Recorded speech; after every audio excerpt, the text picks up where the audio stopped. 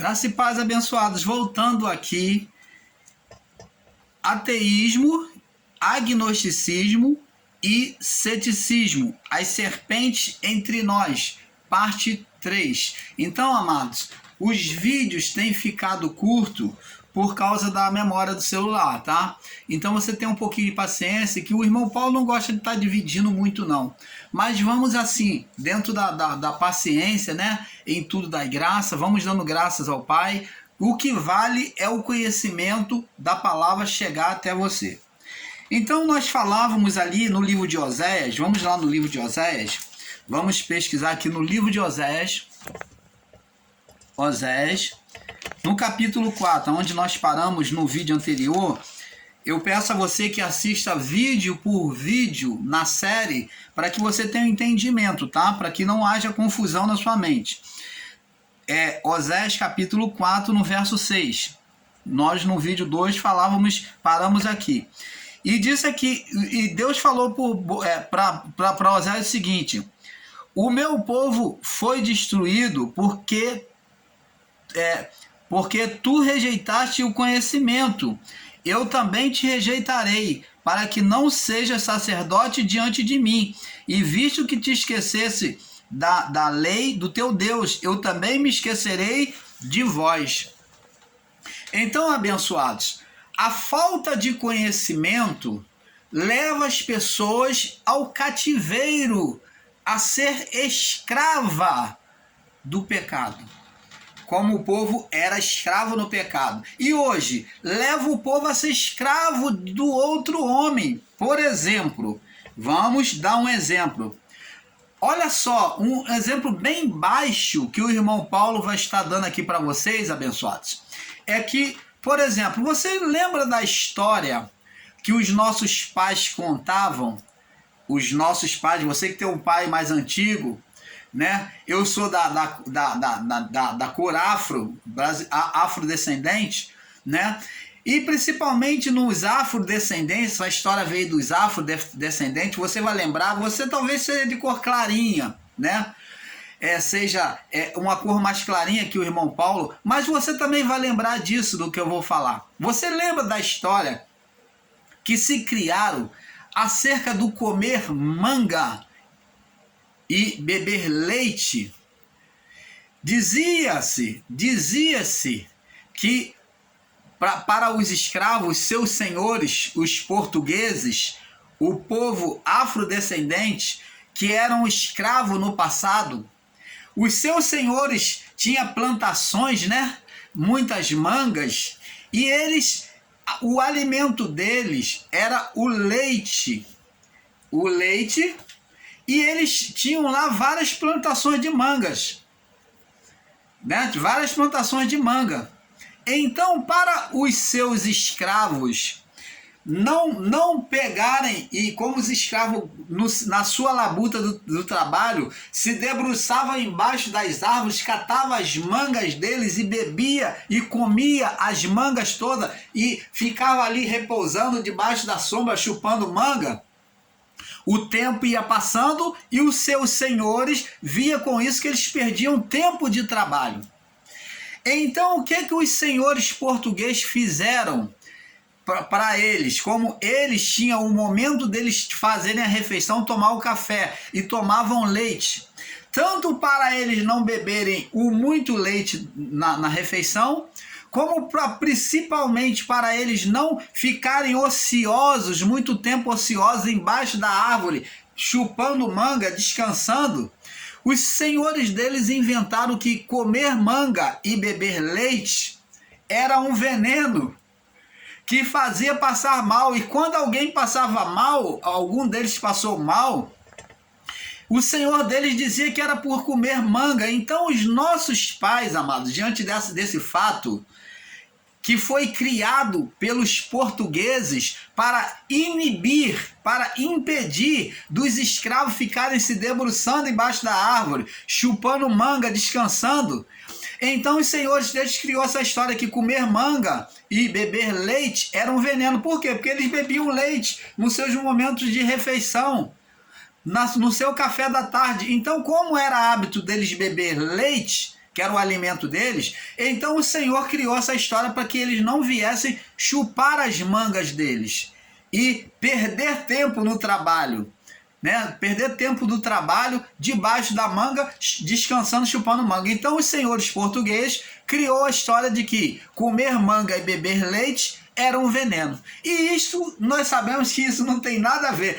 Existe até um suco agora que se fez muito gostoso para desafiar isso, que é leite com manga, manga com leite, que bate junto e bebe. Se isso fosse um veneno, quantas pessoas teriam morrido? Mas isso foi apenas porque os seus escravos não tinham conhecimento, eram pessoas leigas, não estudavam, não sabiam ler. Assim como muitas igrejas evangélicas, eles, detendo o poder do conhecimento, eles dominaram sobre o povo. Existem igrejas evangélicas aí que, diante da ignorância do povo, criou-se doutrinas errôneas, superstições para escravizar a mente do povo pela falta de conhecimento. Como os escravos que não tinham entendimento, eles deixaram de comer manga para não se envenenarem, no entendimento que os seus senhores dos engenhos passaram para eles. Mas isso é uma bruta ignorância, uma falta de conhecimento. Então, levando a mente deles cativa a não mais comer manga dos seus senhores, das plantações dos seus senhores. Você está entendendo, amado? Assim, pela falta do conhecimento, é que vem a dominação na mente humana. O homem não tem conhecimento, ele é escravizado, como Jesus, a palavra dizia lá em Oséias: o meu povo sofre porque lhe falta conhecimento. Agora vamos ver aqui por que então Jesus falou assim, João 8,32, e conhecereis a verdade, e a verdade vos libertará. Ora, por quê? Porque os religiosos, as autoridades religiosas, é que dominavam o povo. Então Jesus veio trazer uma outra verdade superior a deles. E que ele vem dizer: conhecereis a verdade, que ele estava anunciando, e vocês serão livres. Na versão americana diz: conhece a verdade e estarás e serás livre. É a versão da Bíblia americana: conhece a verdade, estarás livre. E na nossa Bíblia diz: e conhecereis no futuro a verdade e conhecereis a verdade, e a verdade vos libertará. Então, até a nossa tradução é atrasada, apontando para o futuro. Conhecereis no futuro, e a verdade vos libertará. Mas na versão americana diz: conhece a verdade, no presente. Conhece a verdade. Essa versão é a versão direta, a tradução direta. E serás livre, estarás livre. Então, amados, o conhecimento da verdade é muito importante para a nossa vida. Vamos ver agora a falta de conhecimento, como escraviza o homem. Vamos lá no livro de Salmos agora. Eu gostaria de mostrar para você, no livro de Salmos,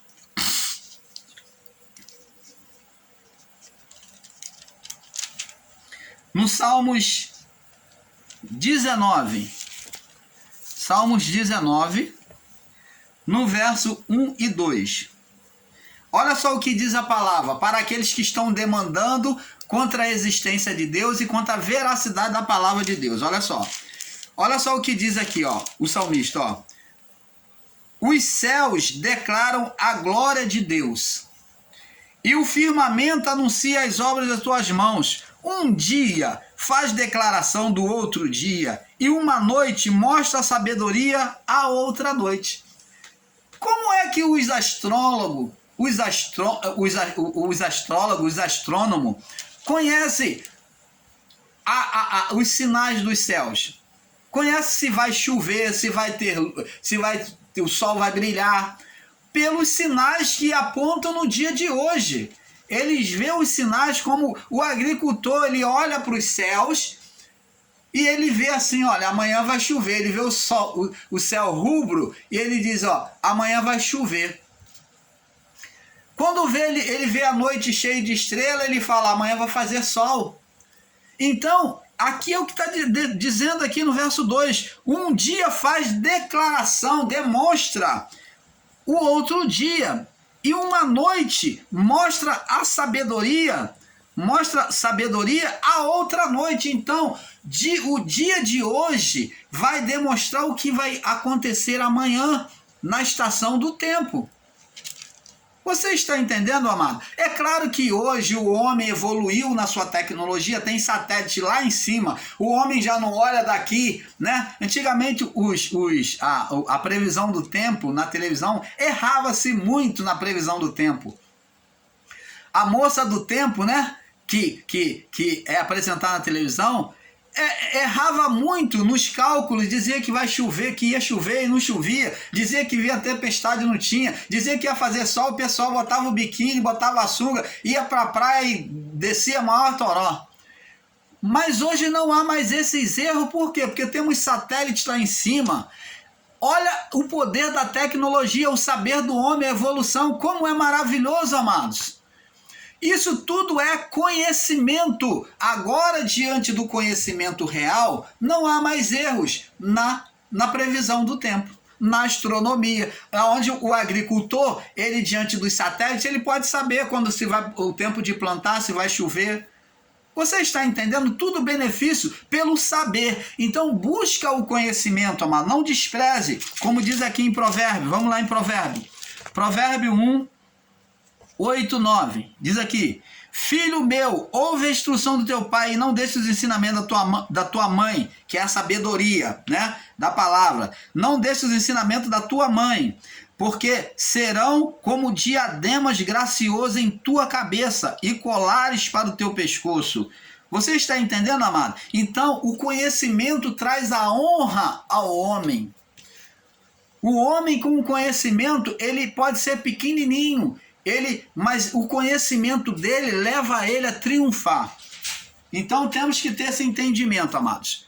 Entendeu? Temos que ter esse entendimento da palavra. Louvado seja Deus. Então vamos prosseguir aqui. Vamos agora entender por que o irmão Paulo trouxe esse tema, dizendo que a serpente, que o ateísmo, o agnosticismo, o ceticismo são as serpentes entre nós. Vamos lá no livro, vamos lá no livro de Mateus, capítulo 21, verso 4.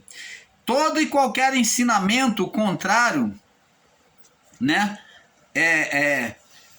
vê que a deturpação da palavra, né, a deturpação da palavra em Gênesis 3, do 1 ao 4, como nós já lemos lá no primeiro vídeo, mostra que a mente do homem, da onde surgiu o ser Satanás, pela insistência, a partir daí ele passou a dominar a mente do homem, a insistência em produzir o mal, gera-se o ser Satanás, que nasceu no homem, né? Agora ele passou a dominar a mente, no saber. Ele procura...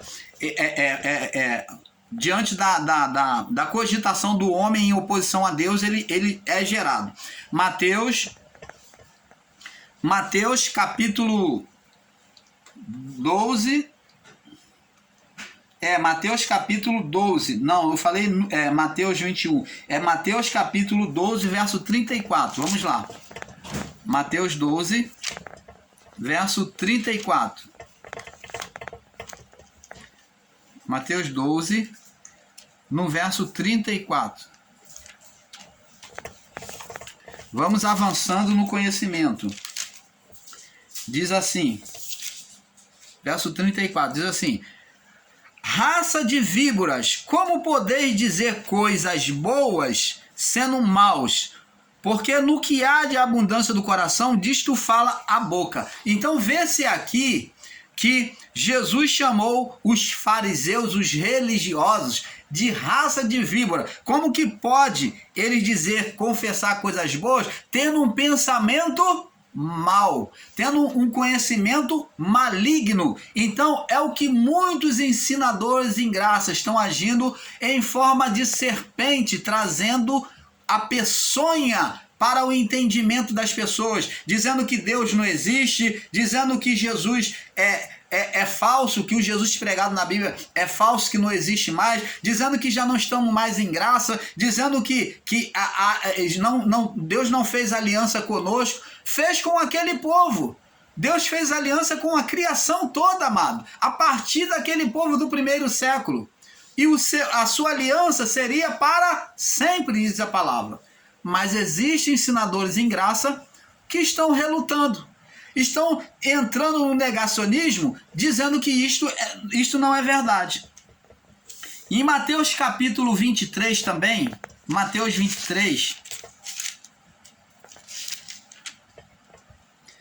no verso 33, 23, 33, Jesus chama eles de raça de víboras. 23, 33. Eu estou mostrando para vocês para que vocês entendam. Serpentes, raça de víboras, como escapareis da condenação do inferno?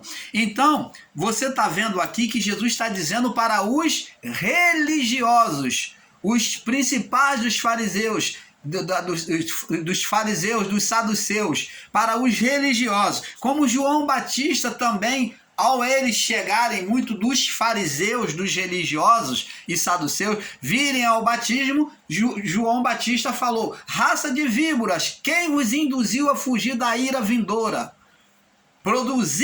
Praticai, pois frutos dignos de arrependimento. E não apenas confesse somos filhos de Abraão, e não só apenas pela confissão, mas teria que haver uma prática de uma boa conduta para com Deus e para com o próximo.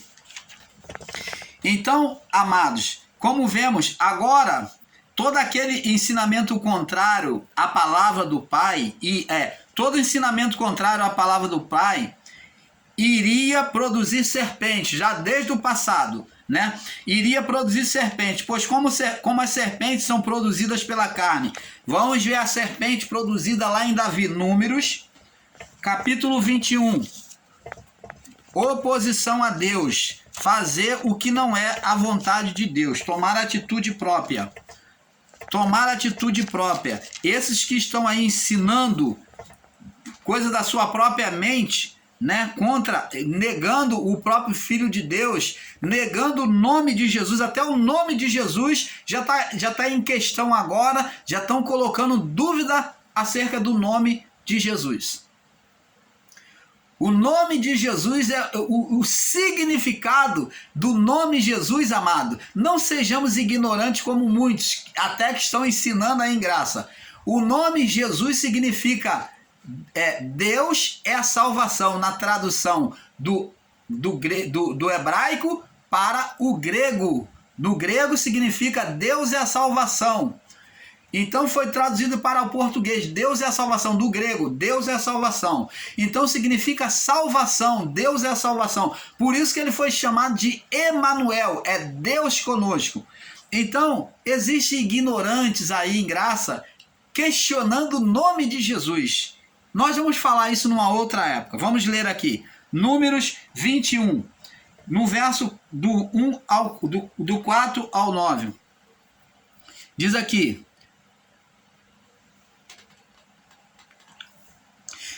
Então partiram do monte Or pelo caminho do Mar Vermelho e rodearam a terra de Edom. Porém, a alma do povo se angustiou naquele caminho. E o povo falou contra Deus e contra Moisés: por que nos fizeste subir do Egito para que morrêssemos nesse deserto? Pois aqui nem pão, nem água há, e a nossa alma tem fastio, já está cansada, já está enjoada deste pão vil. Então o Senhor mandou entre o povo serpentes ardentes, que picaram o povo e morreu muita gente. Então preste atenção. Aqui é a passagem aonde o povo se levanta contra Deus e contra Moisés, desprezando até o maná de Deus. O maná de Deus, chamando de pão vil, desprezando aquilo que veio do Pai. Então eles desprezaram não só o pão, como desprezaram o amor de Deus, o cuidado de Deus. Então Deus fez com que levantasse serpente, aquela confissão deles de rebeldia, levantou serpentes da terra né, do pó da terra, e picaram eles, levando eles à morte, aonde Moisés teve que fazer um bastão, colocar uma serpente sobre um bastão de madeira e levantar, e os que olhavam para a serpente eram sarados. Era a representação daquilo também, se viu como representação daquilo que Jesus faria no futuro. O Filho, o Deus encarnado, faria no futuro, para a salvação de todos os povos. Todos aqueles que olhassem para ele seriam curados por meio dele. Até a cruz, né? Essa representação serviu para até a cruz. Após cruz já não existiria mais condenação. Agora, em João 3, 14 e 16, mostra que assim como a serpente, Moisés levantou a serpente no deserto, assim também o Filho do Homem é de ser levantado. Êxodo 4, no verso 2, também mostra que o cajado de Moisés se transformou em serpente, que significava desprezo pela palavra, oposição pela palavra, iria produzir serpentes, né? Serpentes. Então foi o que aconteceu no deserto aqui, como nós já fizemos a leitura aqui no livro de Números 21, do 4 ao 9. Então, Deus já havia mostrado isso para Moisés, que o desprezo pela palavra, que quando usasse a palavra em oposição, ela de forma errada, ela iria manifestar serpente, condenação. Então, amados, diante disso, você tome cuidado com esses ensinos que você tem recebido. A morte e a vida está no poder da língua, cada um comerá dela o seu fruto. Então, se você tem se alimentado de uma palavra má, a sua vida vai produzir morte, a sua vida vai produzir manifestação demoníaca, aonde aquele ensino errado que você está recebendo irá produzir demônios na sua vida. É muito simples de você ver pelos ensinos que esses homens estão falando aí. Esses ensinos, se você abraça isso como verdade e eles são mentirosos, vai produzir demônios na sua vida. A sua vida em si, observa a sua vida. Observa a sua vida. Não pode a árvore boa produzir frutos maus. Se você está se alimentando de uma árvore boa, ela não pode produzir morte na sua vida. Mas se você está se alimentando de uma árvore má, você apenas só está alimentando a sua mente com equívocos. Você só está envaidecendo a sua mente, o seu conhecimento, mas irá produzir morte na sua vida, como os servos de Eliseu, a morte na panela, colheram ervas colitídeas. Então observa a sua vida ao abraçar esses ensinos errôneos que têm sido aplicado aí por muitos canais em graça. Veja se ele está produzindo vida na sua vida, se está sendo alimento de vida ou alimento de morte. Muito simples, né? Deus mostra para Moisés: que é isso aí que tem na tua mão? Diz aqui: que é isso aí que tem na tua mão? Êxodo 4, 2. Disse-lhe o Senhor lhe disse: que é isso que tem na tua mão? Ele disse: uma vara. Ele disse: lança na terra. E ele lançou na terra e tornou-se em cobra. E Moisés fugia dela. Significa desprezo pela palavra, né? Oposição à palavra. Oposição e desprezo gera serpente. Então disse o Senhor a Moisés: estende a tua mão e pega-lhe pela cauda. Estendeu a mão, quer dizer, ouviu a palavra de Deus. Então, ouvir a palavra de Deus, aquilo que era maldição, se sujeitou a Moisés. Transformou-se em cajado de novo. Você está entendendo? E pegou-lhe, estendeu-lhe a mão e pegou-lhe pela cauda e tornou-se em vara na sua mão. Então, amados, a não sujeição à palavra gera condenação. Agora vamos entender por que Jesus referiu-se a Pedro como Satanás, né? Por que Jesus referiu-se a Pedro como Satanás? Vamos lá no livro de Mateus, capítulo 16. Mateus 16, olha aqui, enquanto Pedro confessou Jesus na sua realeza, ele foi louvado por Jesus, ó. Mateus 16, 13. E chegando-se Jesus às partes de Cesareia, Cesareia de Filipe, interrogou os seus discípulos, dizendo: quem dizem o homem ser o filho do homem? E eles disseram: uns João, o Batista, outros Elias e outros Jeremias, ou um dos profetas. Disse-lhe ele: e vós, e vocês, quem dizem que eu sou? E Simão Pedro, respondendo, disse: tu és o Cristo, o Filho do Deus vivo. Pedro enxergou Jesus na sua realeza. E Jesus, respondendo, disse-lhe: bem-aventurado és tu, Simão Barjona, porque não te revelou carne,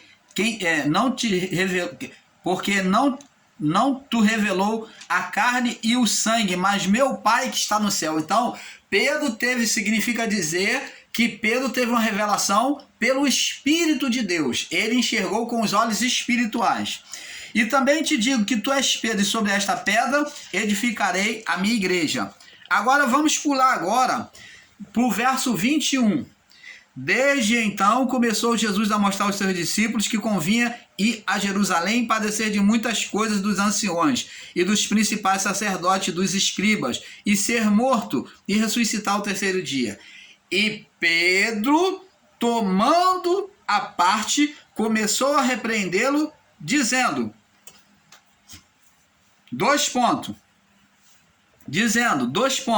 Senhor, tende compaixão de ti, de modo algum te acontecerá isto. E ele, porém, voltando-se, disse: olha, o mesmo Senhor que havia, o mesmo mestre que havia louvado a Pedro, dizendo que ele teve revelação do Pai, agora vem dizer que Pedro estava sendo usado por Satanás. Então, amados, aos ensinadores em graça que não aceita, vê que houve primeiro a manifestação do Pai em Pedro, a revelação do Pai, e houve na mente de Pedro a revelação do mal, do ser Satanás. E isso está bem claro aqui. Ele, porém, voltando, disse a Pedro: para trás de mim. Ora, aquele que Jesus confessou que ele daria a chave das portas dos céus para ele, que ele seria a representação, o cabeça que iria manifestar o início com a igreja, agora ele é chamado de Satanás?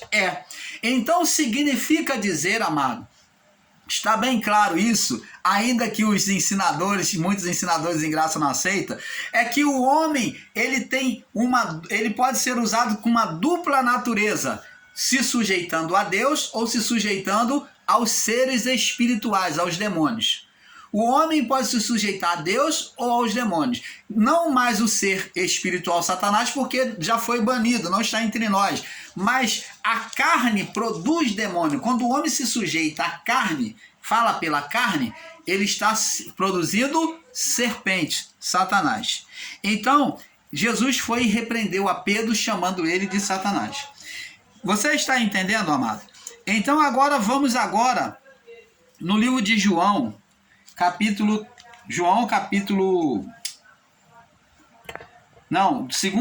Primeira Crônicas. Vamos no livro de Primeira Crônicas. Vamos aqui no livro de Primeira Crônicas. Primeira Crônicas, capítulo... Primeira Crônicas, no capítulo 21, Primeira Crônicas 21. Vamos entender aqui agora uma dupla natureza também de Davi. Davi, que foi um homem usado por Deus, agora ele toma uma atitude carnal e demoníaca. Diz aqui, 1 Crônica 21, verso 1. Então Satanás se levantou contra Israel e incitou a Davi a numerar Israel. Então, preste atenção, porque agora, a mesma narrativa, vamos lá para 1 Samuel.